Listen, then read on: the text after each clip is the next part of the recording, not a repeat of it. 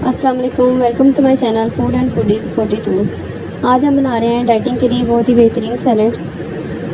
सबसे पहले इसके एक कैबेज उसको हाफ़ कर लें और उसके छोटे छोटे क्यूब्स कर लें।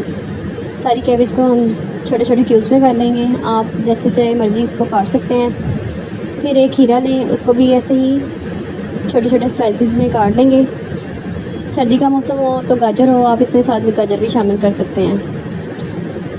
इसमें सब्जियों के साथ एक फ्रूट ऐड करना है। जो एप्पल जो है वो सबसे बेस्ट है। इसके अलावा भी जैसे नाशपाती है या कुछ और है वो भी आप ऐड कर सकते हैं जो आपको मुहैया हो, लेकिन एप्पल बेस्ट है। एप्पल का पील भी ना ऑफ करें, इसको ऐसे ही डालें। 1 कप उबले हुए वाइट चने चाहिए हमें।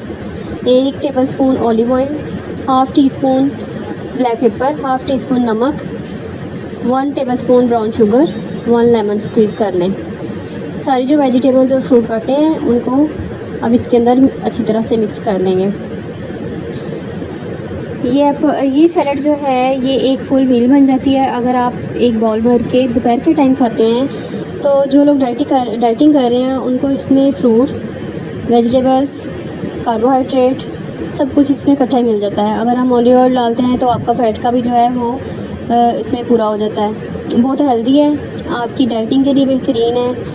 ये सर्दियों में इसके अंदर आइसबर्ग शामिल कर सकते हैं और साथ ऑरेंज का जूस भी, जो इसको और ज़्यादा टेस्टी बना देता है। मैंने फ़िलहाल लेमन डाला है, सर्दी आएगी तो मैं इसको ऑरेंज के साथ ज़रूर बनाती हूँ। आप भी ज़रूर ट्राई कीजिएगा जब सर्दी आएगी तो।